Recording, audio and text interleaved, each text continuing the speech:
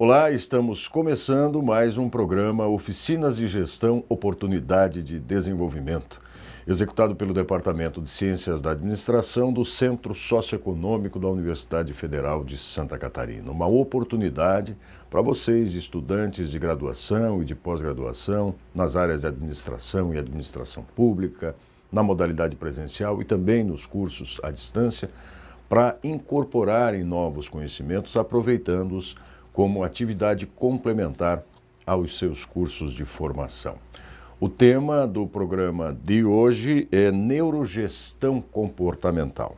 E a convidada é Elaine Souza, especialista em gestão empresarial pela Fundação Getúlio Vargas e em marketing pela Associação dos Dirigentes de Vendas e Marketing do Brasil, a DVB.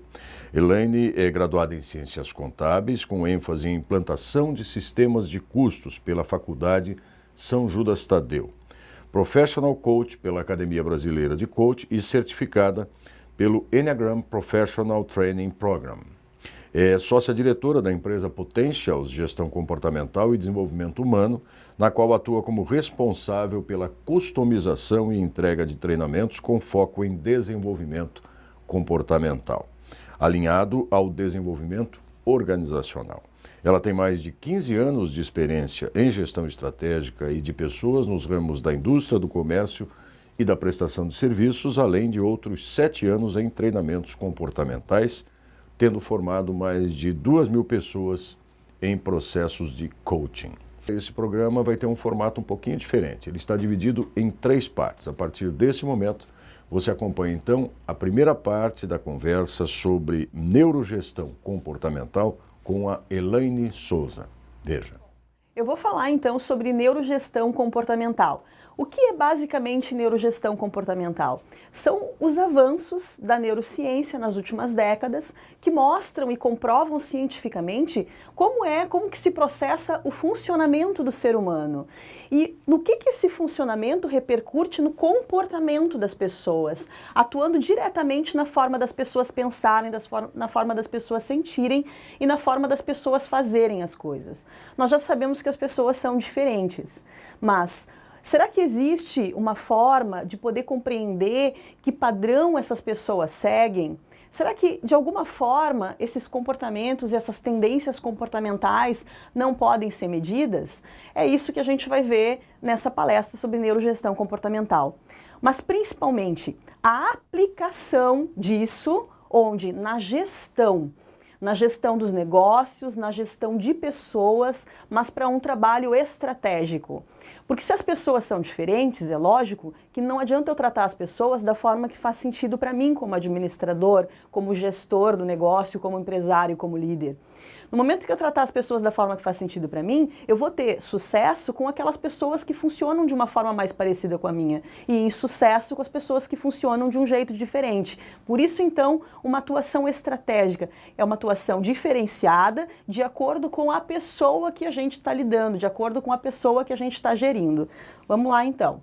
O problema na gestão comportamental, os problemas na gestão comportamental, eles são muito extensos. A gente tem uma série de conflitos, uma série de questões que fazem com que algumas pessoas fiquem mais introvertidas e não falem, não expressem o que estão sentindo, e isso acabe repercutindo no seu trabalho, na sua saúde, na sua interação com os outros, e assim também a liderança. A gente não vai poder falar sobre todos os problemas na gestão comportamental, mas eu selecionei, gente, três principais problemas que a gente vai falar e na sequência da nossa conversa nós vamos tentar resolver com ferramentas práticas de trabalho. Bom, o primeiro problema na gestão comportamental é a falta de atitude.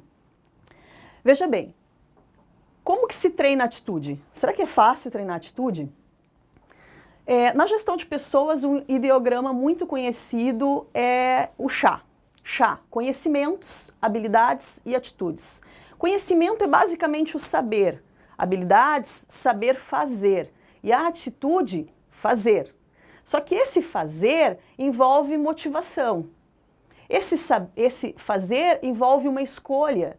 E esse fazer envolve mais do que só a motivação e a escolha de fazer, mas envolve também que a pessoa tenha condições e a preparação para conseguir escolher o melhor caminho.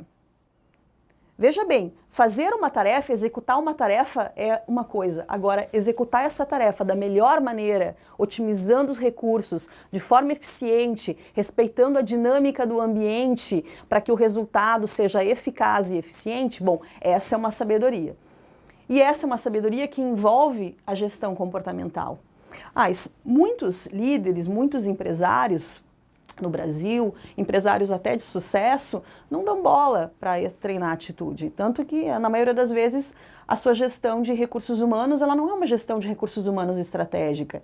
O RH, infelizmente, ele acaba muito mais cuidando de assuntos burocráticos, contratação e seleção, e poucas são as empresas que realmente investem em treinamento.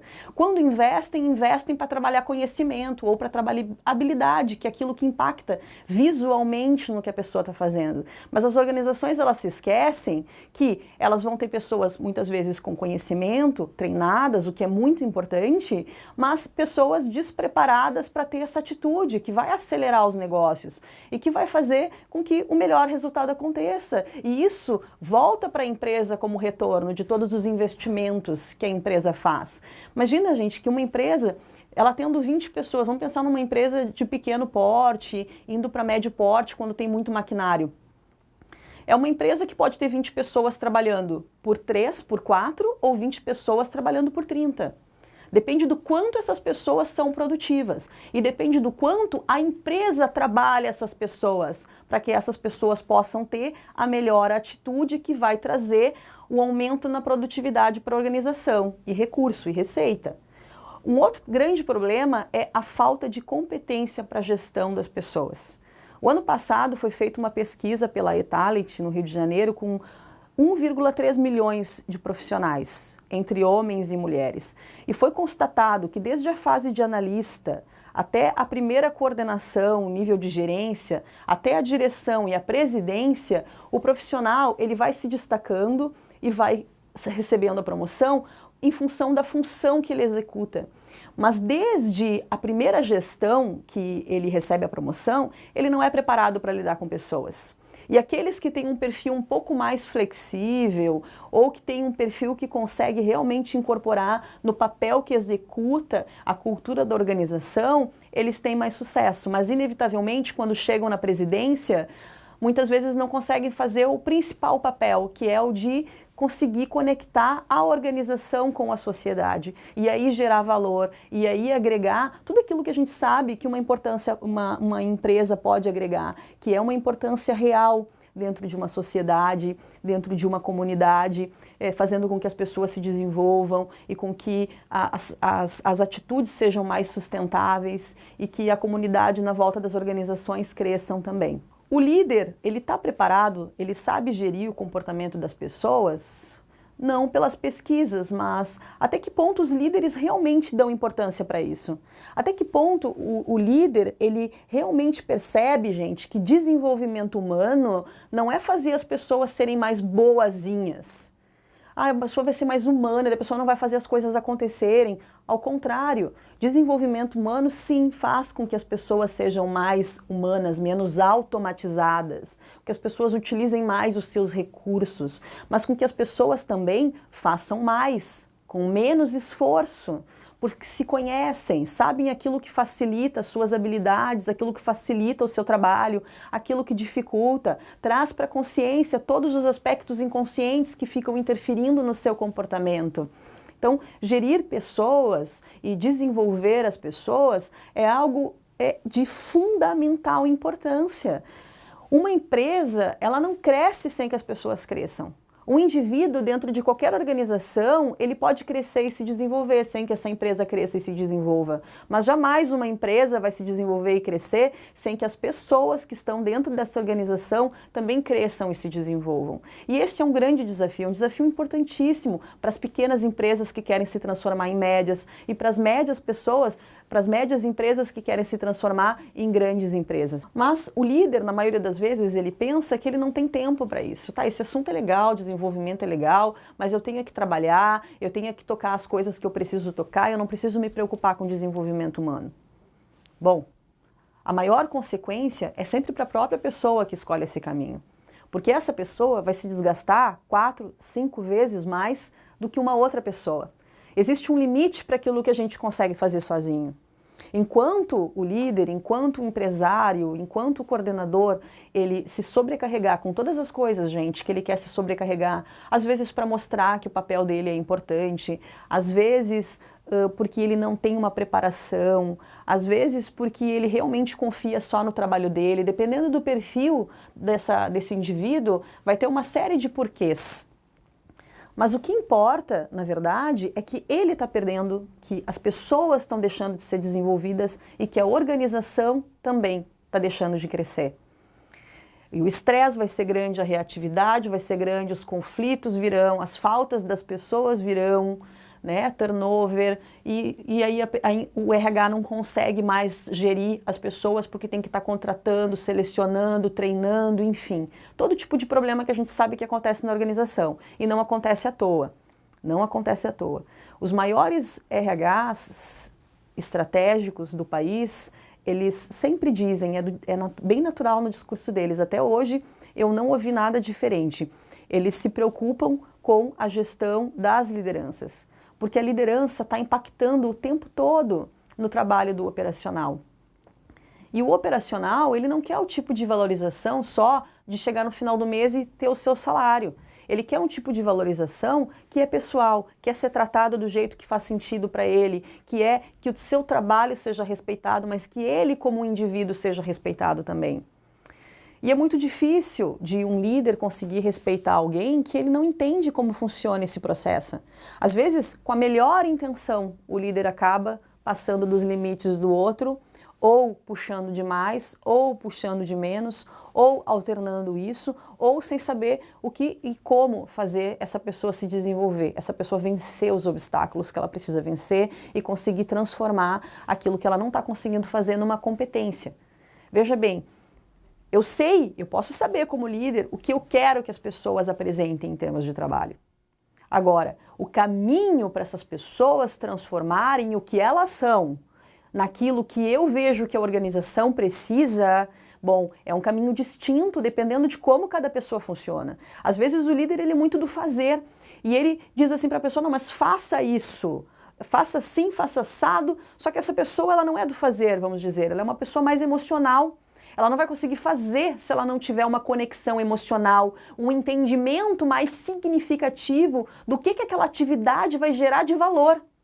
E aí, no momento que ela percebe que aquela atividade vai gerar valor e ela se conecta com isso, ela faz e faz da melhor maneira e faz entregue. E é isso que as organizações querem.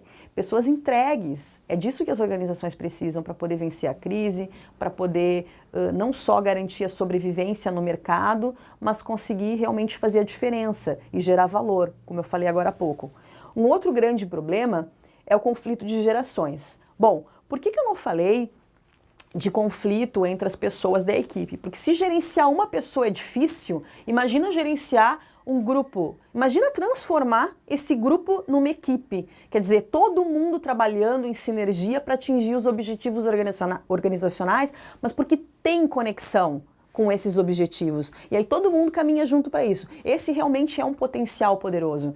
Então, se já é difícil administrar uma pessoa, imagina isso, né? Então, eu vou falar de uma coisa diferente, que é o conflito de gerações. Hoje nós sabemos que existe uma geração que já saiu do mercado, existe geração X, geração Y, existe geração agora Millennium, né? A última geração.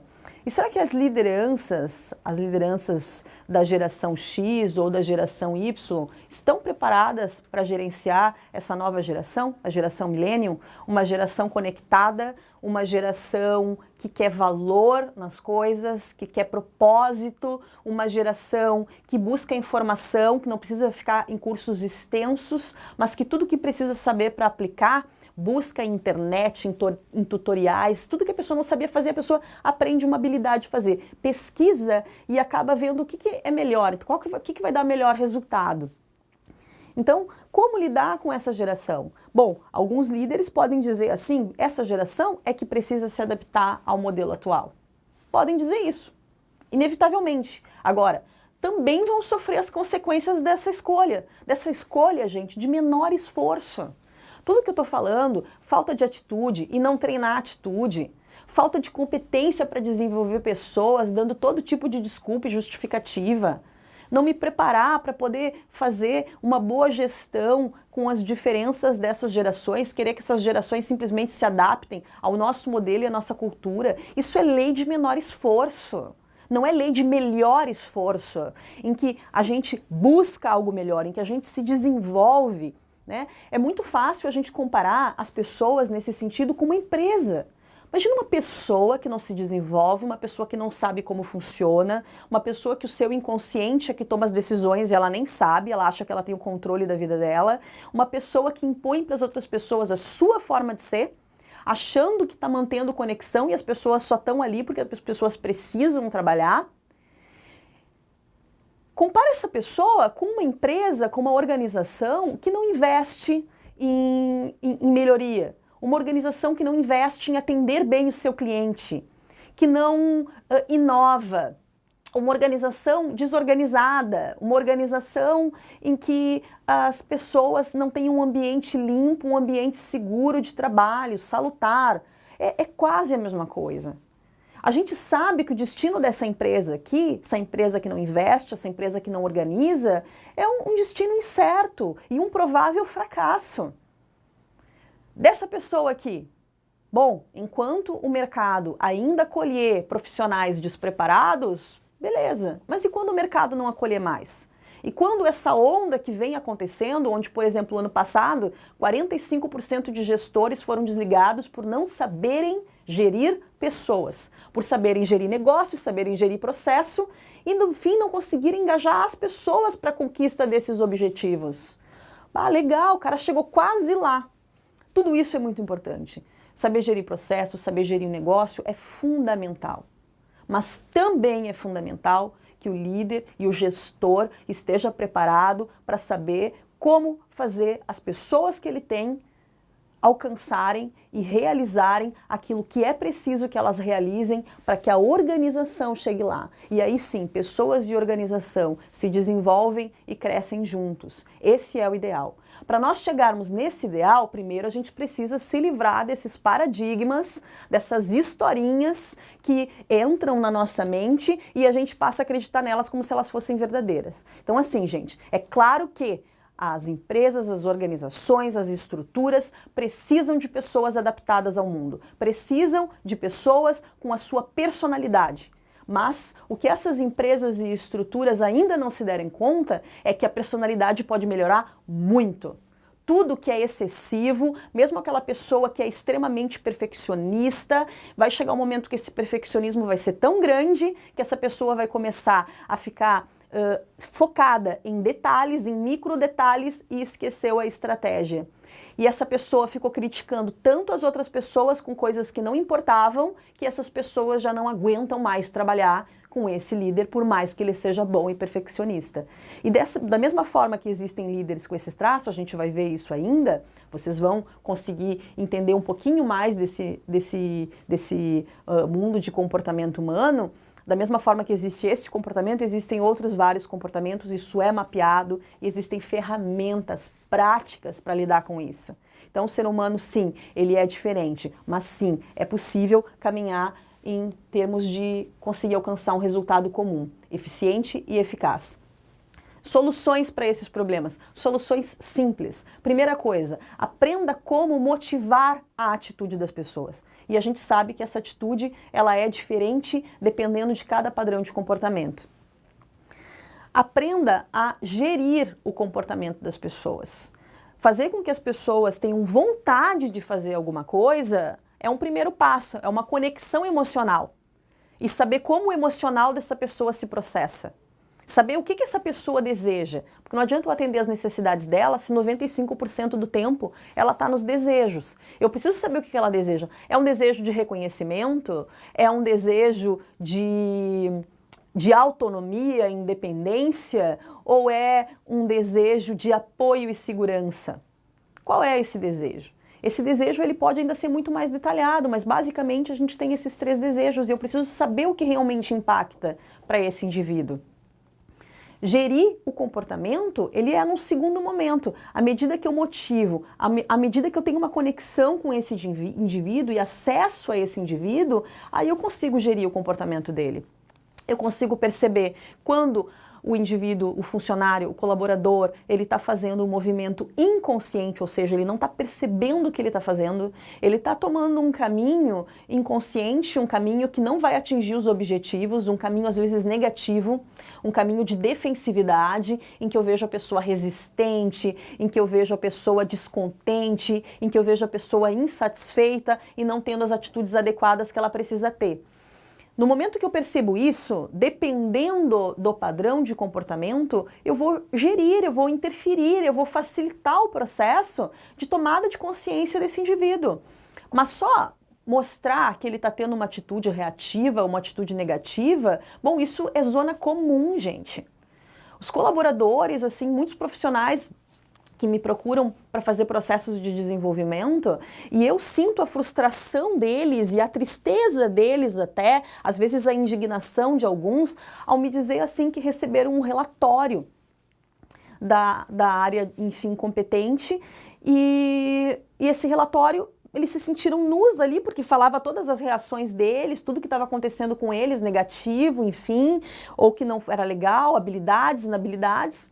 Mas depois disso ninguém dizia para ele como superar o que estava naquele relatório. Então, o que fazer? Todo mundo diz, as empresas gastam uma fortuna com consultorias que dizem o que fazer.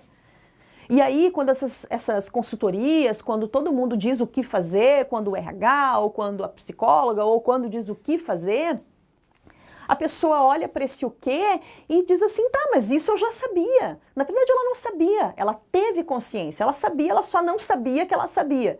Aí no momento que ela se percebe que aquilo é algo simples, ela pensa assim, tá, mas agora como que eu vou superar e chegar nesse o que é ideal? Então, esse como é basicamente a gestão comportamental. Aprenda como funciona cada geração. E motive, principalmente, gente, motive cada geração da sua forma para que elas possam saber conviver, para que elas possam ter menos conflitos, mas principalmente para que elas possam aprender uma com a outra. Da mesma forma que as pessoas são diferentes, mas se nós conhecemos o porquê dessas diferenças, fica mais fácil da gente aceitar o comportamento do outro e aprender com o outro. E isso é muito bom. Se nós todos fôssemos iguais, se todas as pessoas agissem da mesma maneira, a gente não cresceria. Nós crescemos porque nós nos chocamos com as outras pessoas, com o pensamento das outras pessoas, com a forma das outras pessoas sentirem, com a forma das outras pessoas fazerem as coisas. E nesse choque, a gente tem 2 opções, 2 caminhos.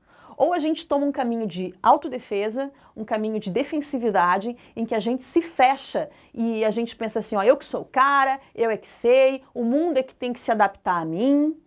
Ou a gente se abre para uma investigação interior, analisando a situação, analisando a atitude do outro, percebendo no que a gente realmente falhou. Daqui um pouco a gente acabou entrando numa zona, entrando num espaço que a gente não deveria ter entrado. E aí a gente percebe, e aí a gente recua, e aí a gente pede desculpas, e aí a gente aprende com o erro. Porque errar, pedir desculpa e não aprender com o erro, bom, isso é bobagem, isso é burrice até. O importante do erro, e ele é muito importante, sim, é para que a gente possa aprender com ele e não errar mais, ou pelo menos procurar não errar nisso mais. Eu estou falando disso, existem dados, né? Eu falei de uma pesquisa que comprova o que eu falei da importância de o administrador, o gestor, não só se preocupar com o negócio, não só se preocupar com processos, mas também se preocupar com as pessoas, mas existem dados estatísticos bastante importantes sobre liderança, por exemplo. Um bom líder entende como se comporta cada membro de sua equipe e age de forma a maximizar os esforços de cada um. Quando o líder conhece o seu próprio comportamento e o dos membros do seu time, isso facilita enormemente sua relação, bem como minimiza o esforço e maximiza o esforço e o talento do grupo. Essa é uma fonte da eTalent. Os pontos mais importantes que os líderes brasileiros precisam desenvolver, conforme a pesquisa, são o autoconhecimento, o desenvolvimento da equipe, capacidade de formar seus sucessores, principalmente, senão o líder não cresce, e a comunicação e o equilíbrio emocional, especialmente diante de situações de pressão e estresse. Então vejam bem a importância que isso já está sendo dado em termos de competência. A importância que é hoje se tornar essa gestão dos relacionamentos, essa gestão das pessoas, se transformar numa competência para o líder. Agora, não é só gerir o outro, é se autogerir. Jamais eu vou conseguir fazer uma boa gestão dos recursos humanos que eu tenho a meu dispor se eu não souber fazer uma boa gestão do meu próprio comportamento. E isso, gente, é a essência de liderar pelo exemplo. Se fala muito, a nossa sociedade, ela fala demais e faz de menos. Fala tanto e tem tanto conhecimento que às vezes esquece que precisa aplicar esse conhecimento, que sem aplicação não vai gerar resultado. E sem resultado, jamais as pessoas vão poder ter um reforço emocional positivo para continuar tendo novas atitudes. A lei do melhor esforço é uma lei que vale a pena. Por que ela vale a pena? Porque a pessoa muda o seu comportamento, ela sai da sua zona de conforto, ela tem uma atitude diferenciada, que lógico, não é uma atitude automática, é uma atitude consciente, no início é um pouco mais difícil, mas logo ela começa a ter reforços positivos. Ela vai ter alguns desafios, ela vai ter que administrar sim conflitos internos, porque ela passou a vida inteira agindo de um jeito, mas ela vai ver as coisas acontecendo, o ambiente se transformando e ela atingindo tantos resultados que ela nunca imaginou que ela poderia atingir, que é libertador. E essa sensação de liberdade realmente é uma sensação que vem quando a pessoa, quando o indivíduo, ele consegue romper essas barreiras dessas defesas desnecessárias, romper essas barreiras dessa prisão de um condicionamento comportamental. E enquanto o ser humano não romper essas barreiras de um condicionamento comportamental, o ser humano ele não vai conseguir chegar à autorrealização. Como que ele vai conseguir inspirar outras pessoas sendo tão condicionado? É uma troca que ninguém quer fazer. Eu impor o meu comportamento como líder para uma pessoa que tem a sua forma de agir, a sua forma de pensar e de sentir, bom, eu estou na minha defesa, por que ela vai sair da dela? Porque é mais cômodo para mim? Não, porque é mais cômodo para mim, gente, ninguém vai fazer nada. As pessoas realmente fazem algo quando faz sentido para elas, quando elas vão se beneficiar com isso, quando isso vai de encontro àquilo que elas querem. Ah, mas as pessoas na minha empresa não funcionam assim, né? Alguém pode dizer. As pessoas na minha empresa, elas fazem aquilo que eu falo para elas fazerem. Sim, e tu tá dentro da cabeça das pessoas para saber o que elas pensam? Tá dentro do coração das pessoas para saber o que elas sentem? Elas não precisam trabalhar? É uma coisa tão óbvia, gente. É óbvio isso. Mas, infelizmente, nós não fomos preparados para isso. A culpa não é de vocês, a culpa não é minha, mas em algum momento a gente precisa se dar conta dessas verdades. E ao se dar conta dessas verdades, fazer alguma coisa com isso. Bom, eu vou falar para vocês agora sobre um princípio de um como, tá? Na verdade, não é um como, seria mais assim a solução. Quando uma pessoa quer se desenvolver, o que ela precisa realmente apresentar de habilidades? Na verdade, para chegar à solução, né? Então, quais são as 5 habilidades apontadas pelos estudos da inteligência emocional, né? Eu considerei o escritor e professor, o Daniel Goleman, que para mim é realmente uma autoridade nesse assunto, e ele fala de 5 habilidades. Bom, o que é uma habilidade? Saber fazer alguma coisa com algo que a gente já tem, né? Com conhecimento, enfim. Então, o que é essa capacidade de fazer esse algo, mas relacionado não a uma tarefa, ou a um processo, ou a um negócio, mas a pessoas, a gestão de pessoas e de relacionamentos, né? Ele chama essas 5 habilidades de, primeiro, 3 habilidades intrapessoais, quer dizer, intra para dentro, 3 habilidades que a pessoa precisa desenvolver internamente, e mais 2 habilidades interpessoais. Quer dizer, não é mais para dentro, agora são 2 habilidades interpessoais, para fora, de conexão com as outras pessoas. As 3 habilidades intrapessoais, elas são, basicamente, tá? Primeiro, autoconhecimento emocional. O que é autoconhecimento emocional? Não é uma balela, não é historinha para a criança dormir. É algo muito sério, é algo que realmente envolve as inteligências todas. Nós temos diversas inteligências, a gente vai falar um pouquinho disso também. Autoconhecimento emocional implica basicamente em reconhecer as próprias emoções e sentimentos quando eles ocorrem. Quando eles ocorrem, eu percebo que sentimento é esse, que emoção é essa, reconheço. Beleza, primeiro passo é reconhecer, tornar isso consciente. Se não está consciente, eu acho que eles não existem, mas eu acabo reagindo para as outras pessoas. Eu digo para as pessoas que eu não tô braba, que eu não tô braba, eu não fiquei indignada com isso. Imagina, mas as pessoas, elas estão lendo na minha fisionomia, na minha expressão corporal que eu não gostei. O ser humano, ele é programado para isso, para ler o comportamento do outro, para ler a comunicação a partir da comunicação não verbal, daquilo que não é o que a gente está expressando, mas como a gente está expressando. Então, reconhecer as próprias emoções e sentimentos quando eles ocorrem, para não ficar refém de a gente achar que não está demonstrando alguma coisa e as pessoas estarem vendo o que a gente está sentindo. Só a gente que não sabe o que é. E porque não sabe, não consegue transformar. Fica com tensão no corpo, fica incomodado, fica com angústia, passa o dia com aquela mágoa, aquela sensação, não consegue digerir, fazendo de conta que não está sentindo. Controle emocional. Controle emocional é a segunda habilidade. Porque não adianta eu reconhecer se eu não souber controlar. Controle emocional implica basicamente em lidar com os próprios sentimentos, adequando-os a cada situação vivida.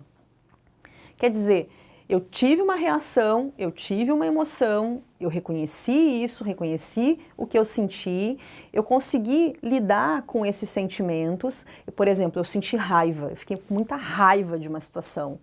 Fiquei indignada. Como é que aquela pessoa senta na minha cadeira, na minha mesa, sem me pedir autorização, sem me pedir licença?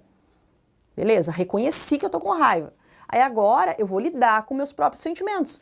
Olha, Elaine, tu tá com raiva, né? Calma, porque seria desproporcional tu brigar com essa pessoa que tá nova no setor, que não se deu conta disso, tu não sabe o que está passando pela cabeça da pessoa, calma, tu vai passar por desproporcional, vai passar por louca sem necessidade, acalma o teu coração.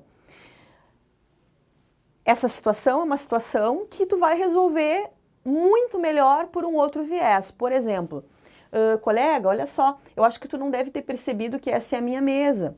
Então, eu só gostaria, assim, que eu realmente sou muito cuidadosa com a minha mesa, o meu ambiente de trabalho, e pode me incomodar, sabe, ver outra pessoa na minha mesa, não agora, tá, porque agora eu sei que tu não sabia dessa minha dinâmica, de como eu funciono, mas daqui pra frente procura observar, tudo bem? Aí a pessoa vai dizer se tudo bem, se tudo mal. Se a pessoa tiver uma reação negativa, bom, aí tu vai ter que lidar com essa reação. E é por isso que às vezes as pessoas deixam de se posicionar, porque elas deixam de se posicionar porque elas não vão saber lidar com a reação. E é muito simples de novo, se a pessoa tiver uma reação negativa, observa o que tu está sentindo. Enfim, reconheça o teu sentimento, vê como lidar com a situação. Aí, olha, a pessoa teve uma reação que não foi bacana. Eu disse, olha, eu entendo Eu entendo, sou capaz de entender a reação que tu está tendo. Tu não gostou de eu ter me posicionado contigo, mas existe uma cultura aqui na empresa e a atitude que tu teve não é uma atitude adequada à cultura. Eu acho que se tu realmente quiser ficar aqui na organização, vai ser importante tu começar a observar isso. Mas tranquilo, tu não teve uma reação bacana, ok, tu vai tomar uma água, depois a gente conversa, vai passar, tá? Comigo tá tudo bem. Isso é importante, saber lidar com as situações, saber acolher e saber como lidar com o outro, né? Aí já entra um pouco da sabedoria mais de uma habilidade interpessoal junto. Mas, basicamente, para eu conseguir me relacionar com o outro, eu tenho que saber me relacionar comigo e entender e administrar os meus sentimentos. Automotivação é a terceira habilidade intrapessoal. Dirigir as emoções a serviço de um objetivo ou realização pessoal. Quer dizer, eu tenho as minhas emoções, eu sei que elas existem, eu reconheço elas, os meus sentimentos, os meus valores, e eu consigo canalizar todo esse potencial que eu tenho para conseguir realizar os objetivos que eu quero atingir. Um dia tem 24 horas.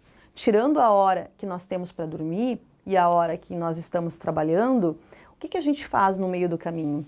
Como que a gente administra a nossa vida? Como que a gente administra os nossos sonhos? Eu posso não conseguir fazer um curso e ter um determinado conhecimento ou habilidade agora, mas se eu nunca me programar para ter esse conhecimento ou essa habilidade que é importante que eu tenha, realmente eu nunca vou ter. Os anos vão se passar e eu não vou conseguir concretizar os meus mais importantes projetos. Para simplificar, gente, eu resumiria essas 3 habilidades intrapessoais em uma palavra: autoconsciência. A percepção e a consciência das nossas reações internas e em saber lidar com isso. E saber lidar com isso para quê? Para fazer melhores escolhas. Não usando a lei do menor esforço, mas do melhor esforço. Alinhando necessidades, desejos e valores. Aquilo que eu preciso é uma necessidade. Aquilo que eu desejo é o que eu quero. E aquilo que são os meus valores é aquilo que é importante para mim, é aquilo que me faz humano. No momento que o ser humano passa por cima dos seus valores para conquistar aquilo que ele quer, em detrimento daquilo que é mais caro para ele, bom, o preço que ele vai pagar é muito mais caro. Então, a gente precisa saber equilibrar isso tudo, porque a gente também está no mundo. Nós temos valores, mas nós estamos no mundo, nós temos que realizar as coisas. Mas realizar as coisas a qualquer preço, essa realmente é uma balança que quando ela pende muito para o lado do desejo, para o lado dos quereres, a pessoa acaba realmente ficando muito desumana. E quando a pessoa pende demais para o lado dos valores e não tem um equilíbrio, a pessoa acaba não conseguindo se sustentar no mundo e atingir realmente objetivos que a realizem materialmente. O que é o ideal? O ideal, gente, é um equilíbrio nisso. Às vezes a gente precisa ceder um pouco e às vezes a gente precisa ceder um pouco no outro lado. Para que a gente consiga realmente se sustentar, para que a gente consiga ficar em pé e ir adiante e atingir os nossos objetivos. A primeira habilidade interpessoal, ela está baseada no reconhecimento de emoções em outras pessoas. Então eu reconheço, naquele exemplo que eu dei, que eu chamei a atenção da pessoa de uma forma educada, mas a pessoa não gostou, pode ser uma pessoa que tem problema com autoridade. E no momento que eu situei ela me viu como uma autoridade e acabou reagindo por isso. Pode ter reagido por diversos motivos. Pode ser uma pessoa emocional que não deu bola para aquela situação e no momento que eu dei importância para a situação, essa pessoa se sentiu ofendida emocionalmente e teve uma reação agressiva e aí depois ela vai parar e ela vai se dar conta. Então é importante que a gente reconheça a emoção pelos outros e tenha empatia. E a empatia é muito difícil de desenvolver quando a gente não entende o comportamento das outras pessoas. Empatia significa eu me colocar no lugar do outro, eu conseguir entender o sofrimento do outro, mas sem me misturar com o outro. O outro é o outro, gente. Eu perceber que aquela pessoa ficou chateada da forma que eu agi é uma forma de eu poder recontratuar a conversa com ela. Não impondo que ela não tinha que ficar chateada, porque ela já ficou chateada. Só o que eu posso fazer para manter a conexão e a relação é lidar com a situação como ela se apresenta. E quando a gente reconhece as emoções, fica muito mais fácil. A gente consegue reconhecer a pessoa que realmente está com medo, que está insegura, que está ansiosa, a pessoa que é mais vaidosa, a pessoa que é mais emocional. A gente consegue reconhecer tudo e consegue lidar com as pessoas e ter uma relação muito bacana, principalmente no trabalho. Uma segunda habilidade interpessoal é a habilidade em relacionamentos. E essa habilidade em relacionamentos interpessoais nada mais é do que a interação com outros indivíduos utilizando competências sociais. Uma palavra define essas duas habilidades: eficácia nas relações, seja com sistemas ou com pessoas. Eficácia significa conseguir atingir objetivos, né? Fazer o gol. Não adianta jogar bem a partida e não fazer o gol. Então, eficácia nas relações. Eu vou me relacionar bem, mas eu não vou me relacionar bem porque eu sou um ser humano maravilhoso que só quero me relacionar bem com as pessoas sem chegar a lugar nenhum. Porque lembra da balança? A gente está equilibrando as coisas. Nós queremos sim ter valores, nos darmos bem com as pessoas, respeitarmos as pessoas, assim como nós queremos ser respeitados. Mas a gente precisa atingir objetivos. A organização precisa atingir objetivos. E a gente precisa ter a capacidade de perceber quais são os objetivos daquelas pessoas e conseguir aliar objetivos da organização, os objetivos das pessoas e juntos conseguirmos ter relacionamentos eficazes e também negócios e, enfim, áreas eficazes. As pessoas acham, muitas vezes, que competência social não é importante. Mas às vezes as pessoas não sabem o que é competência social, como é difícil desenvolver competências sociais. Rapidamente, gente, eu vou falar para vocês, vou dar 4 dicas de competências sociais, tá? Primeira, organização de grupos. Olha como organização de grupos é importante. É uma habilidade essencial da liderança, iniciativa e coordenação de esforços de um grupo para obter do grupo o reconhecimento da liderança e principalmente chegar a uma cooperação espontânea. A cooperação, quando ela é espontânea, ela envolve a criatividade das pessoas. Ela faz com que as pessoas não só façam a tarefa, mas façam da melhor maneira. Imagine o potencial disso, né? Inúmeras pessoas fazendo isso, em prol do mesmo objetivo. Segundo, negociação de soluções. Negociação de soluções envolve a característica do mediador, que não só resolve conflitos, mas previne conflitos. Isso é muito importante. Quando eu sei gerir o comportamento das pessoas e já sei como as pessoas funcionam, o que elas gostam, o que elas não gostam, dependendo daquilo que eu vou tratar com a pessoa, eu posso ser preventiva. Se eu já sei que eu vou conversar com uma pessoa que tem um estilo comportamental mais reativo, então eu vou ter um pouco mais de cuidado para falar com essa pessoa e vou me preparar se ela tiver alguma reação. Porque daí, se ela tiver alguma reação e eu não for reativa, ela mesma vai se dar conta. E ela vai voltar, ela vai pedir desculpa e tudo vai ficar bem. O problema é quando o líder acaba não se segurando e acaba sendo reativo também. E aí ele implica em briga. E aí ele dá motivo para perder a própria razão. A empatia é a capacidade de identificar, ao compreender os desejos e os sentimentos dos indivíduos, reagir adequadamente de forma a canalizá-los para um interesse comum. É uma explicação mais científica, né? Mas basicamente a empatia, gente, é eu conseguir fazer aquele exemplo que eu dei para vocês. É eu conseguir me colocar no lugar do outro, perceber o sentimento que o outro está tendo e conseguir reagir de uma forma adequada. Se ele tem o interesse de ficar na organização, como eu tenho, bom, então é importante que a gente se dê bem. Então é importante que a gente não brigue, porque nós temos o mesmo interesse. A gente não pode se tornar, ao contrário disso, um sabotador de si mesmo e um sabotador das relações, que é o que as pessoas acabam fazendo. E em quarto lugar, sensibilidade social. A sensibilidade social é a capacidade de detectar e identificar sentimentos e motivos das pessoas. Quando a gente consegue trabalhar com essa sensibilidade social a nosso favor, a gente consegue ter a empresa e a área com as pessoas certas. E uma área e uma empresa com as pessoas certas, não tem barreira que não seja vencida e não tem objetivo que não seja alcançado.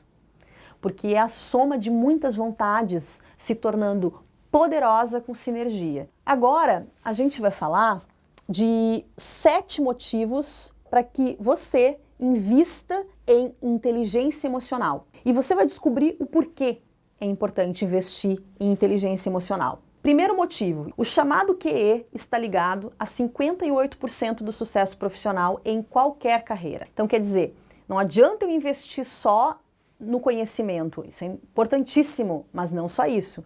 Eu preciso investir no meu desenvolvimento emocional. 77% dos recrutadores colocam técnica e personalidade em pé de igualdade durante a avaliação de um candidato. Quer dizer, o comportamento das pessoas, gente, já está tão importante quanto a técnica. E 77% ou mais, 77% dos recrutadores já fazem isso, é um número muito grande. Apenas 33% das pessoas conseguem identificar as suas emoções, as próprias emoções e as próprias reações. Então imagine, né, por que tanto problema de relacionamento e pessoal? Gestão de pessoas está entre uma das competências que mais precisa ser trabalhada e desenvolvida. Então quem quer se diferenciar na carreira, faz o quê? O que vocês acham? 85% dos líderes não apresentam as competências necessárias para serem promovidos imediatamente. É muita coisa.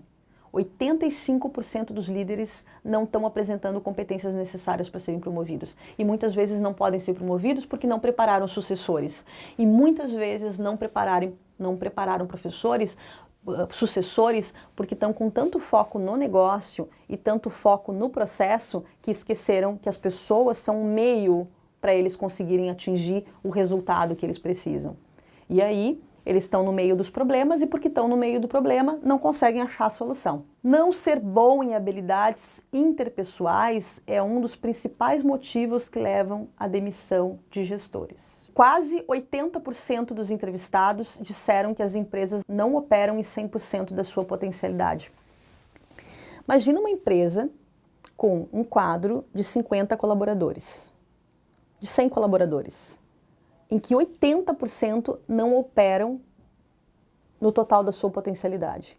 A gente vai ter numa empresa 20 pessoas trabalhando perto do total da sua potencialidade ou com a potencialidade limitada devido à falta de desenvolvimento, mas limitado.